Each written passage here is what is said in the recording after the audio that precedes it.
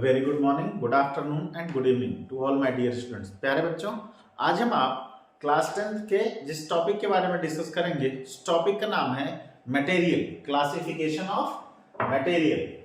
ठीक है,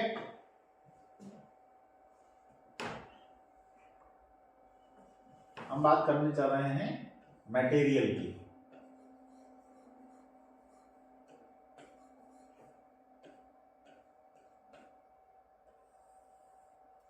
वैसे तो हम आप ये बात जानते हैं कि मटेरियल को 3 ग्रुप्स में बांटा गया है। किसमें? सॉलिड में, लिक्विड में और गैसेस में। ठीक है, लेकिन ये जो क्लासिफिकेशन ऑफ मटेरियल है ये on the basis of their density है। जहां डेंसिटी कम या डेंसिटी ज्यादा होती है, मतलब वेरिएशन इन डेंसिटी होती है, वहां पर इन मटेरियल्स का क्लासिफाइड किया गया है। लेकिन आज हम आप मटेरियल्स को जिस बेसिस पर क्लासिफाइड करेंगे वो है कंडक्टिविटी का base.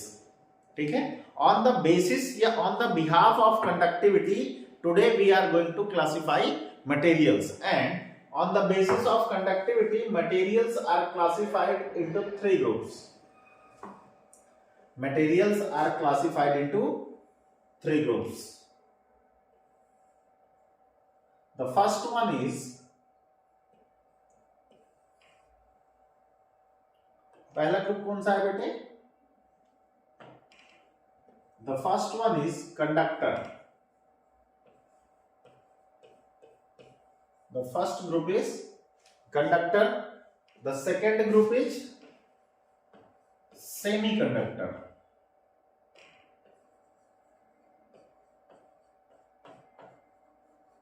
And the last one is insulator. ठीक है, तो on the basis of conductivity materials are classified into 3 groups. The first one is conductor, the second one is semiconductor and the third one is insulator. हम एक एक की definition के बारे में जान लेते हैं।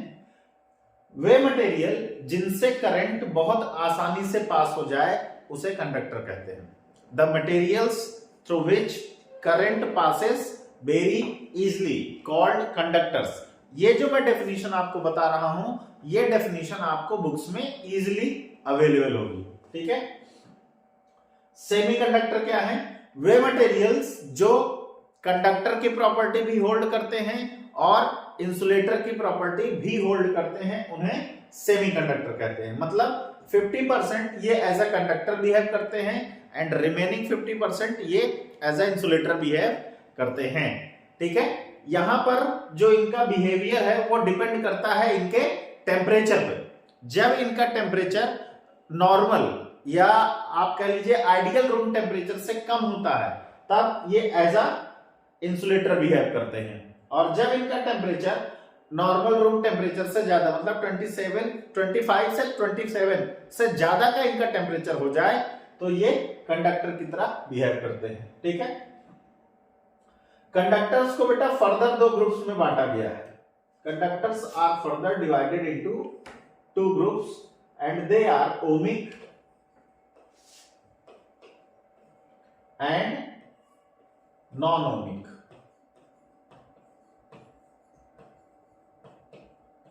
Ohmic conductors and non-ohmic conductors. अब देखिए, वैसे ये कोई क्लासिफिकेशन नहीं है, बट ये डिपेंड करता है कि इनमें से जो कंडक्टर्स ओम्स लॉ को फॉलो करते हैं, मतलब जिन कंडक्टर्स के लिए VI current characteristic, VI means voltage current characteristics straight line होती है, उन कंडक्टर्स को ओमिक कंडक्टर कहते हैं। ठीक है, और जिन कंडक्टर्स के लिए voltage current characteristics straight line linear नहीं होती है वे नॉन ओमिक कंडक्टर कहलाते हैं। तो कंडक्टर्स को 2 भागों में डिवाइड बेस पे किया गया है, whether they are following Ohm's law और not. The conductors which are following Ohm's law, they are categorized as a ohmic conductor, and the conducting materials whose VI graph is not following Ohm's law, they are categorized as non-ohmic conductor. ठीक है, semiconductor की बात करें बेटा तो semiconductor 2 types के होते हैं। सेमीकंडक्टर कितने टाइप के हैं बेटा? 2 टाइप्स के। कौन कौन से? पहला है इंट्रिंसिक इंट्रिंसिक टाइप सेमीकंडक्टर और दूसरा है एक्सट्रिंसिक सेमीकंडक्टर्स। वे सेमीकंडक्टर मटेरियल्स जो नेचर में अवेलेबल हैं उन्हें इंट्रिंसिक सेमीकंडक्टर कहते हैं, या इंट्रिंसिक सेमीकंडक्टर को हम आप एक और नाम दे सकते हैं नेचुरल सेमीकंडक्टर। क्या नाम दे सकते हैं?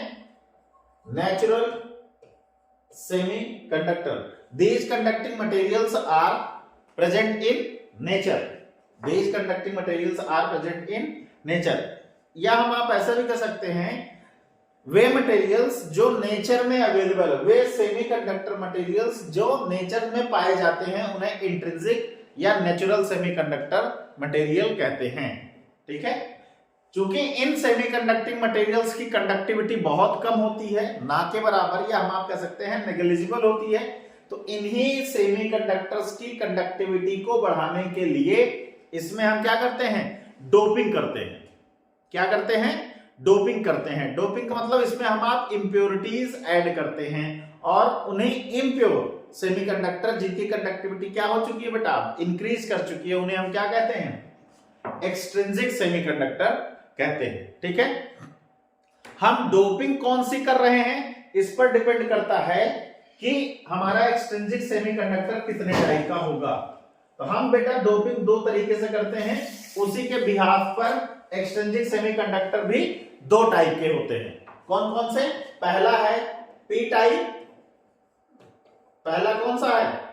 पी टाइप सेमीकंडक्टर, और दूसरा कौन सा है? N type semiconductor. P type and N type semiconductor. P type semiconductor क्या होते हैं? वे मटेरियल्स जिनमें मेजॉरिटी चार्ज कैरियर्स होल्स और माइनॉरिटी चार्ज कैरियर्स इलेक्ट्रॉन होते हैं, उन्हें पी टाइप सेमीकंडक्टर कहते हैं। यहां हम ट्राईवैलेंट की डोपिंग करते हैं। यहां पर हम क्या करते हैं? ट्राईवैलेंट की डोपिंग करते हैं। और वे सेमीकंडक्टर मटेरियल, वे एक्सट्रिंसिक टाइप सेमीकंडक्टर मटेरियल जिनमें मेजॉरिटी चार्ज कैरियर्स इलेक्ट्रॉन मतलब नेगेटिव चार्ज कैरियर्स और माइनॉरिटी चार्ज कैरियर्स होल होते हैं, उन्हें हम एन टाइप सेमीकंडक्टर कहते हैं। और यहां पर पेंटावैलेंट की डोपिंग की जाती है। ठीक है, और इंसुलेटर क्या होते हैं? वे मटेरियल जिनसे करंट बिल्कुल पास नहीं होती है, उन्हें हम क्या कहते हैं? इंसुलेटर कहते हैं। The materials which does not allow the current passing through it, they are called insulators. ठीक है, तो मैं उम्मीद करता हूं कि आपको ये पूरा क्लासिफिकेशन ऑफ मटेरियल समझ में आया है। अगर हाँ तो जल्दी से इसका एक स्क्रीनशॉट ले लें। प्यारे बच्चों, अभी तक हमने आपने क्लासिफिकेशन ऑफ मटेरियल्स को देखा, लेकिन अब हम आप इंसुलेटर, सेमीकंडक्टर और कंडक्टर की डेफिनेशंस को डिटेल में जानने की कोशिश करेंगे। तो हम सबसे पहले जिस डेफिनेशन के बारे में करेंगे उस मटेरियल का नाम है कंडक्टर। सबसे पहले हम इसी मटेरियल की डेफिनेशंस की बात करेंगे। वे मटेरियल जिनसे करंट बहुत आसानी से पास हो जाती है, या वे मटेरियल जो करंट को बहुत आसानी से अपने अंदर से पास होने देते हैं, उन्हें कंडक्टर कहते हैं। The materials through which current passes very easily. तो जो पहला डेफिनेशन है कंडक्टर का क्या है? Current passes very easily। ठीक है, वे मटेरियल जिनसे करंट बहुत आसानी से पास हो जाती है उन्हें कंडक्टर कहते हैं। और दूसरी डेफिनेशन क्या है? वे मटेरियल जिनमें नंबर ऑफ फ्री इलेक्ट्रॉन्स सबसे ज्यादा अमाउंट में होते हैं, उन्हें भी कंडक्टर कहते हैं। वे मटेरियल जिनमें नंबर ऑफ फ्री इलेक्ट्रॉन सबसे लार्ज अमाउंट में पाए जाते हैं, उन्हें क्या कहते हैं? Conductor. The materials in which the number of free electrons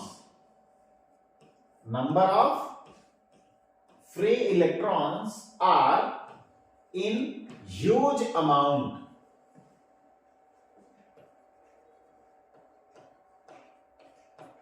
ठीक है, वे मटेरियल जिनमें नंबर ऑफ फ्री इलेक्ट्रॉन सबसे ज्यादा अमाउंट में है उन्हें क्या कहते हैं?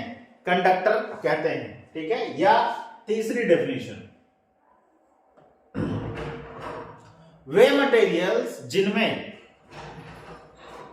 न्यूक्लियस और इलेक्ट्रॉन्स, वे मटेरियल जिनके एटम में न्यूक्लियस और इलेक्ट्रॉन्स के बीच बॉन्डिंग एनर्जी सबसे कम होती है उन्हें भी कंडक्टर कहते हैं। ठीक है, the materials in which the bonding energy, the materials in which the binding energy between nucleus and electrons are very less.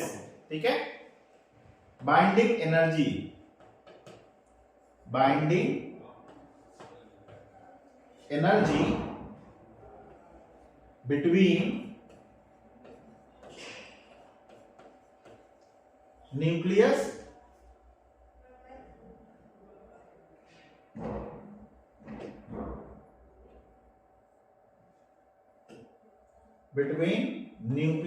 and electrons are very less।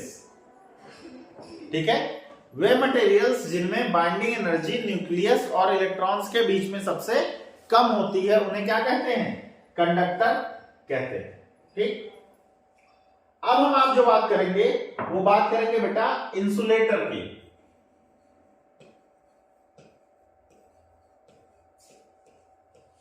किसकी बात करेंगे? इंसुलेटर की बात करेंगे।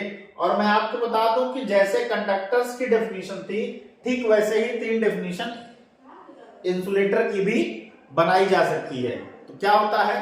पहली, वे मटेरियल जिनसे करंट बिल्कुल भी पास नहीं होती, the materials which does not allow, which does not allow current through it, current through it। Way material जो अपने अंदर से करंट को पास नहीं होने देते हैं उन्हें क्या कहते हैं? इंसुलेटर कहते हैं। और दूसरी डेफिनेशन हम आप क्या कह सकते हैं? दूसरी डेफिनेशन बनती है वे मटेरियल जिनमें नंबर ऑफ फ्री इलेक्ट्रॉन्स सबसे कम होते हैं या नहीं होते हैं उन्हें भी क्या कहते हैं? Insulator. Number of free electrons are very less और जीरो। वे मटेरियल जिनमें नंबर ऑफ फ्री इलेक्ट्रॉन्स बहुत कम होते हैं या नहीं होते हैं उन्हें क्या कहते हैं? इंसुलेटर कहते हैं। ठीक है, और तीसरी डेफिनेशन हम आप क्या कह सकते हैं? तीसरी डेफिनेशन हम आप कहेंगे वे मटेरियल जिनमें न्यूक्लियस और इलेक्ट्रॉन्स के बीच में बाइंडिंग एनर्जी सबसे ज्यादा होती है, materials in which the binding